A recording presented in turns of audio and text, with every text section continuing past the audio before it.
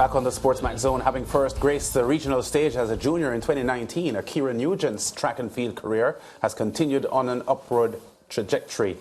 Her breakout performance came in 2021, where she landed the 100-meter hurdles at the World Under-20 Championship in Nairobi, Kenya.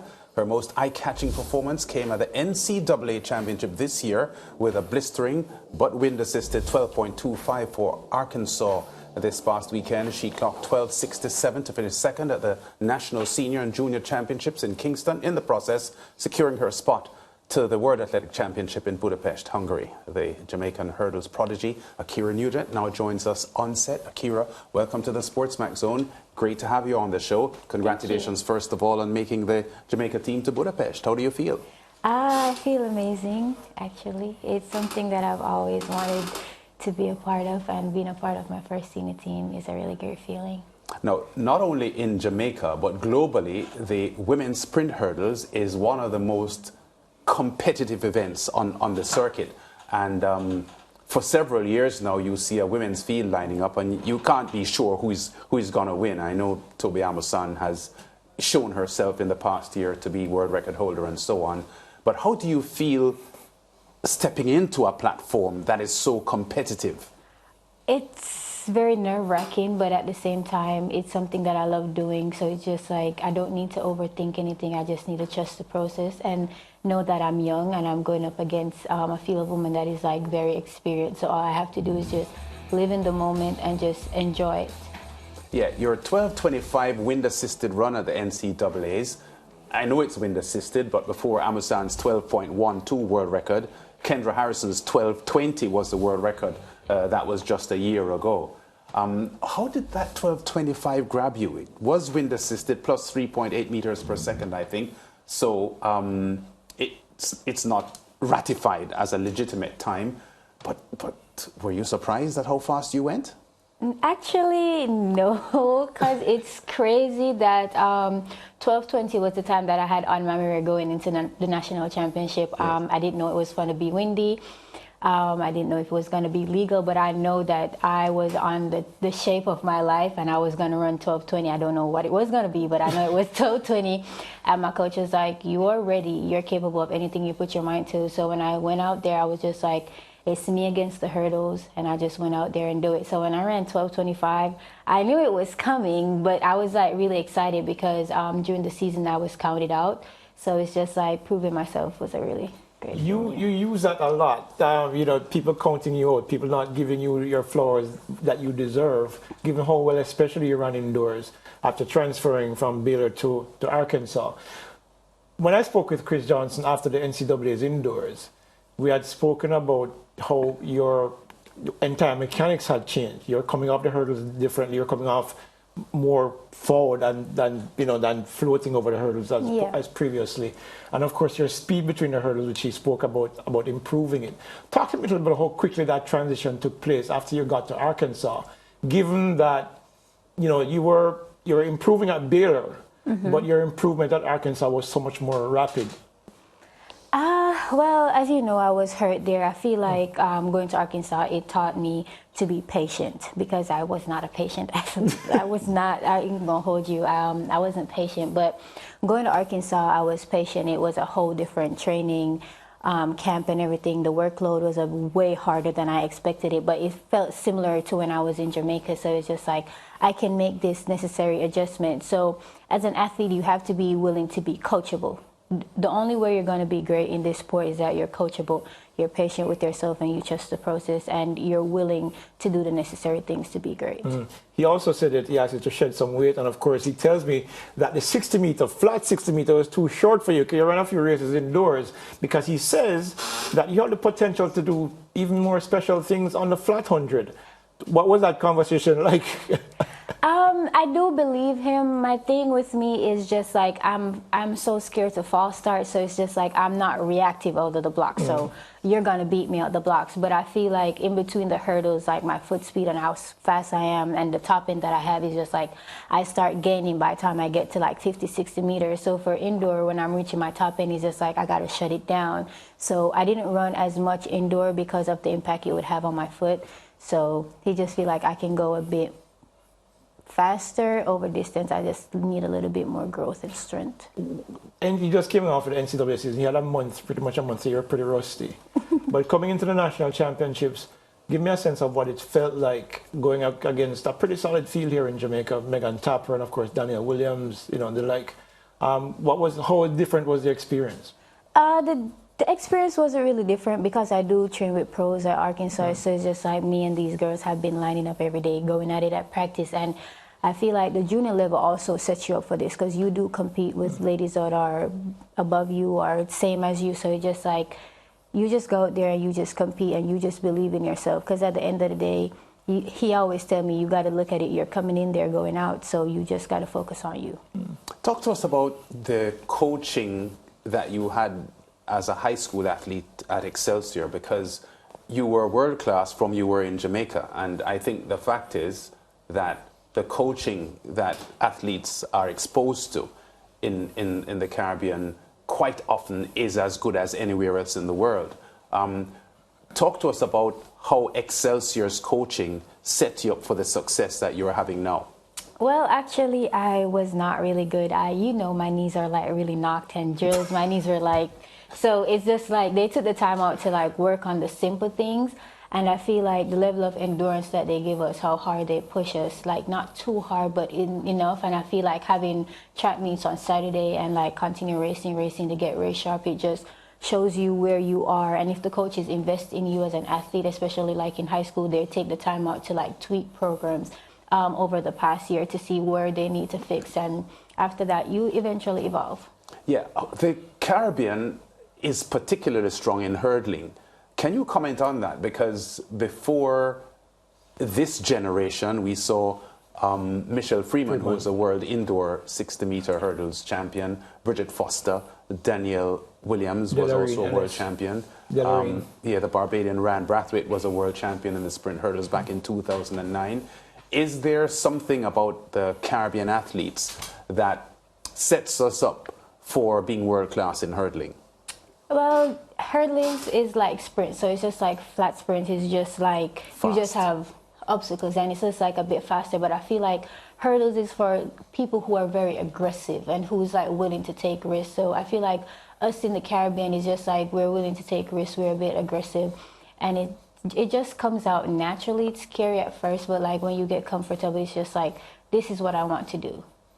Your indoor and outdoor season in the U.S. collegiate circuit would have been pretty busy. How do you measure your build-up now towards Budapest, seeing that you've been pretty active since about February this year, and we're still some weeks away from the World Championship? In other words, what is your program like between now and Budapest to ensure that when you get to Hungary, you'll be in top shape? So actually, I don't know if you guys have noticed, I haven't run as much as I did back at Baylor. I haven't competed much this season. Yes. So the reason why I haven't competed that much is because we're setting myself up for Budapest. So it's just like my coach is like, we need to stay on load, we need to stay on the technical stuff. So it's just like, I haven't really reached my full potential in where I can go this season.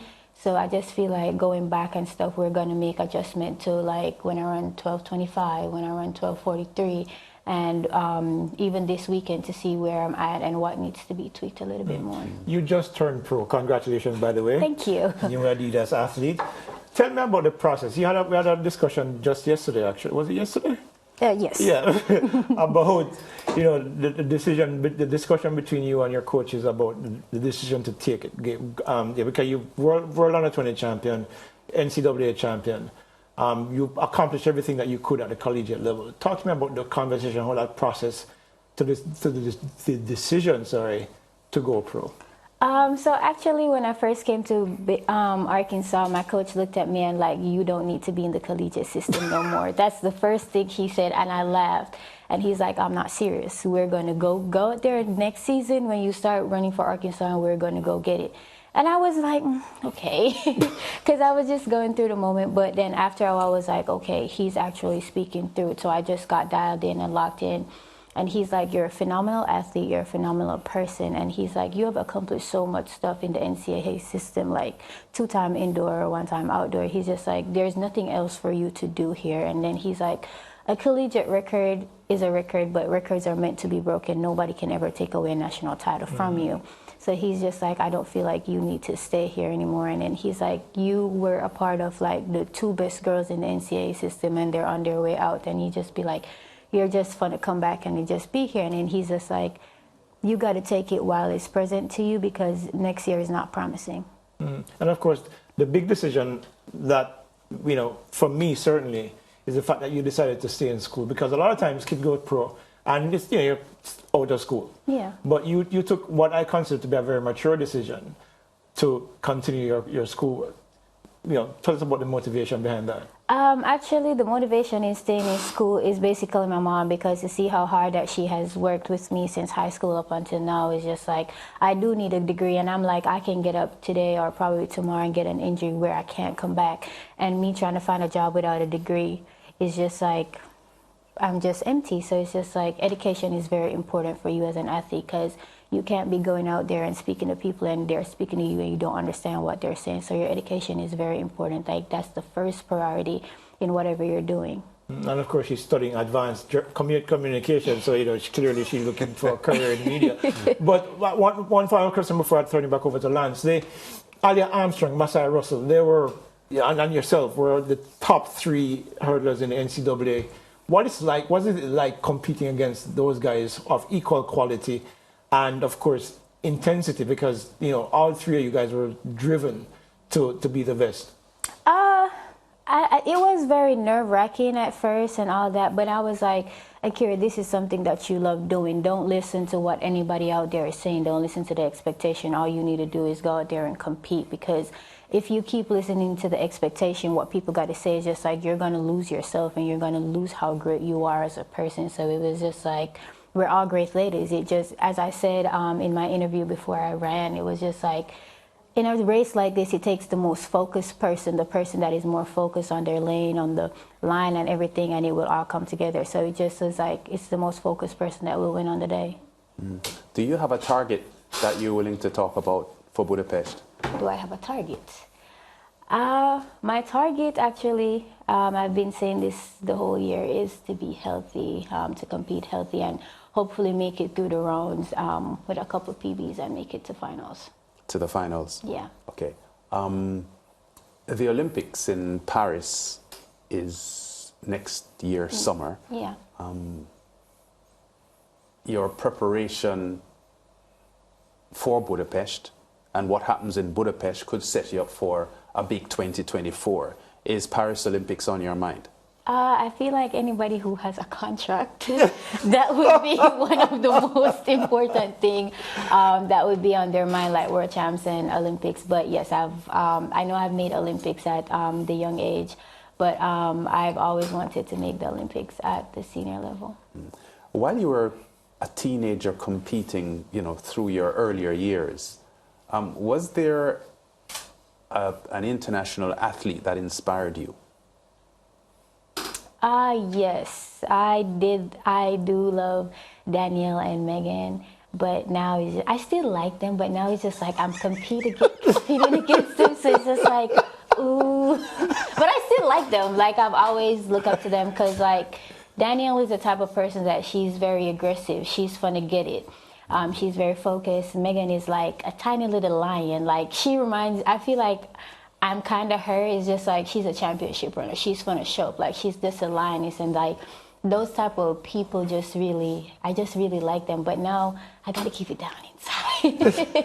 I think it is very obvious to me that Megan Tapper, Olympic bronze medalist in Tokyo last year, was fully aware of you being a threat to her winning the championship title on Sunday. And I think it triggered her to get the bullet start that she got, that allowed her to win that race, because you were closing really fast, and it was Megan Tapper's bullet start that made the difference in the outcome of the race. Were you disappointed you didn't win? Oh, no. I'm just glad I'm glad I'm on the wing of the plane. But, you know, Leighton, I'm very intrigued by what she said. You know, Danielle Williams, former world champion, and Megan Tapper, Olympic bronze medalist, are athletes that inspired her. Yeah. But she's a little hesitant to talk about them now because because because that's the mentality that she has. they're standing in her way. Yeah, so tell me, Ackera, because that's what I wanted to ask you as well. yes. When did you forge this mentality? Because you saw it in the NCAAs. You were committed to the idea that you were not going to lose to either Alia or Masai. You have ice water in your veins. Talk to me about how that came to be. Actually, I think it's my coach. I feel like he do play a major role because he has always told me, Ackera, you're too nice. You can't be nice to your competitors. I'm like, but Coach Johnson, we're just out here competing. He's like, that's the point. You're competing. Like, you can't be always nice. Yes, you can be happy for them, but it's just like, you can't be like, oh, hey, girl, how you doing? You got to stay locked in. You got to stay focused. And he's like, you think they want you to beat them? And I'd be like, no, but he'd be like, no, but you got to lock in. You got to stay focused. Like, if you're going to go professional, this is your job. And he's like, listen, when you go on a table, they ain't going to want you to eat. So you make sure you don't let them eat either. So I was just like, oh, man. And then I just feel like I just start getting into that type of mindset of being like extra competitive. You know, that's a good point she's making, Leighton, because I've heard Donovan Bailey, who you know well, talk about his attitude in the call room and the kind of stance that he takes against his rivals, almost psyching them out and having that sort of aggression even before race time. That sets you up for big performances. I'm not sure if this nice girl Ackera is as aggressive as Donovan Bailey is, but I get the point that you're making. When you're going to compete against these girls, even though you might not dislike them, you have to send a message mentally that you're here to beat them. Yeah. Very important. Hasten Crawford said the same thing as well. The Trinity 1976 100 meter when he beat Donald Quarry, the 100 meter final. One of the things I wanted to ask you about as well was, other than the US, I think Jamaica probably has the deepest field of quality sprint hurdlers in the world. Yourself, you have Brittany, who is out with the injury. You have Megan Tapper. You have Danielle Williams. You had Janique Brown, who was year before you at Arkansas. Talk to me about what it feels like being among this cadre of world-class, elite sprint hurdlers. If I'm going to be honest with you, 16-year-old me is smiling, literally smiling, because this is something that I've always wanted for myself. I'm not going to hold you. Even back at Baylor, with everything going on, I was like, I probably have one ankle, but I got to be in the top 10, and I was in the top 10. I hang on in there. But it's a really great feeling to see, like, I'm being a part of the best country, because Jamaica is the best, you know. And then hurdles is starting to get more intense than sprints is getting right now. And to be a part of that and being ranked in the top 6, the top 10 the last couple of 2 years, it shows that I have the potential to go up a little bit further. All right, well, yeah. Great. Ackera Nugent, she says that one of the reasons why Caribbean athletes are so good in sprint hurdling is because we are aggressive as Caribbean people, and you need to be aggressive in hurdling. She's a former Excelsior athlete. Excelsior, the school for Caribbean cricket fans that Courtney Walsh and Chris Gale attended. And my mother. So she's in good company with some sports stars that went to her school as well. Thanks, Ackera, for being with us. All the best in Budapest, and all the best for your entire career. You're a special one. Thank you. Back with more on the SportsMax Zone after this.